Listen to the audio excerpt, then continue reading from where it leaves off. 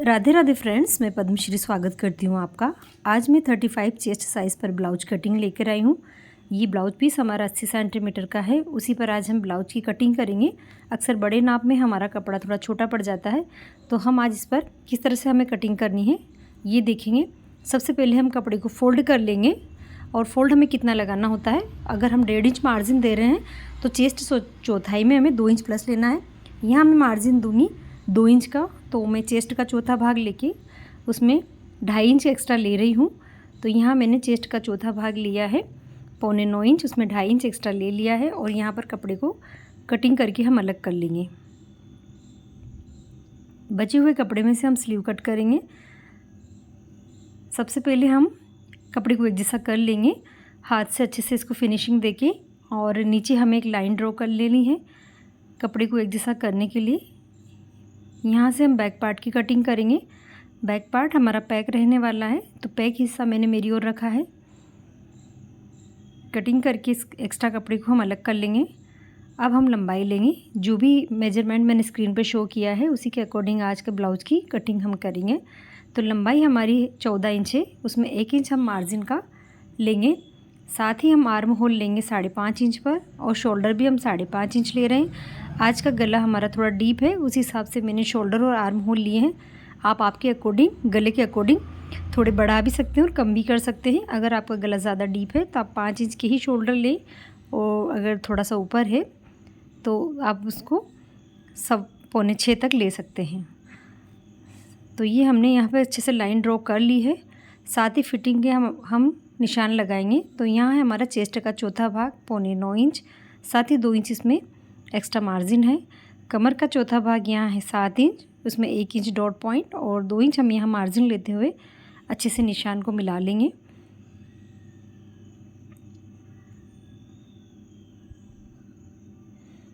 हम यहाँ arm hole को गोलाई देंगे लगभग 1 इंच की दूरी पर। ये देखिए, आप इंची टेप से इसको अच्छे से नाप ले। ये 1 इंच पर है, और ये देखिए यहाँ रखकर मैं बताती हूँ तो 1 इंच है, और यहाँ 5.5 का हाफ 5.25 इंच से मैंने इसकी गोलाई को शुरू किया है। साथ ही गले की चौड़ाई हम लेंगे यहाँ ऊपर से 2.5 इंच, और लंबाई हमारे आज के गले की है 10.5 इंच, और नीचे से चौड़ाई इसकी रहने वाली है 3 इंच पर। 10.5 इंच का गला हमारा डीप है, उसी के अकॉर्डिंग आज का हमने आर्म होल और शोल्डर लिए हैं। तो ये गले का मैंने एक बॉक्स बना दिया है, और आज का नेक पैटर्न हमारा कुछ इस तरह से है। इसको मैं यहाँ ड्रॉ कर लेती हूँ। हल्का सा इसको नीचे से थोड़ा सा और डीप में दूंगी। ये देखिए 0.5 इंच और मैंने इसको नीचे ले लिया है। अब हम इसकी कटिंग करके अलग कर लेंगे।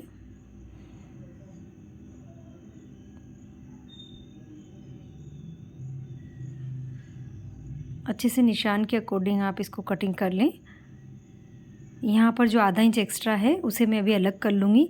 ये हमें फ्रंट पर लेना होता है। हम फ्रंट पर मार्जिन 2.5 इंच का लेंगे, बैक पर 2 इंच का लिया है।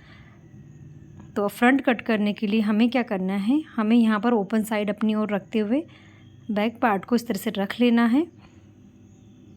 थोड़ा इसे नीचे से एक्स्ट्रा रखना है, और यहाँ सामने भी हमें 2 पॉइंट का मार्जिन हुकाई की पट्टी का रखना है। मैं यहाँ निशान लगाकर आपको अच्छे से बता देती हूँ। सबसे पहले हम कपड़े को एक जैसा कर लेंगे नीचे से। ये बैक पार्ट के अकॉर्डिंग 1 इंच लंबाई में ज़्यादा है, क्योंकि फ्रंट पर हम बेल्ट मार्जिन भी देते हैं। तो ये बेल्ट वाला है, इसलिए हमने इसको एक्स्ट्रा लिया है। साथ में 2 पॉइंट का मार्जिन लेते हुए हम यहाँ पर निशान लगा लेंगे। ये हमारे हुकाई की पट्टी के लिए हमें सिलाई का मार्जिन लेना होता है। इसको छोड़ते हुए मैंने बैक वाले पार्ट को इस तरह से रख लिया है, और एज इट इज़ निशान लगा लिए हैं। इसको अभी हम अलग कर लेंगे, और हम यहाँ अच्छे से इसको निशानों को सबको मिला लेंगे स्केल की सहायता से।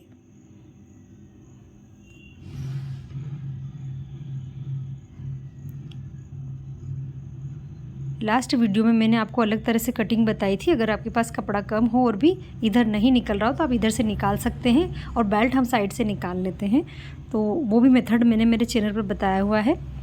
गले की चौड़ाई मैं ऊपर से ले रही हूँ 2.5 इंच, और नीचे से लंबाई मैंने 6.5 इंच ली है। साथ ही चौड़ाई है 3.25 इंच पर। इसको अच्छे से मिला लेंगे,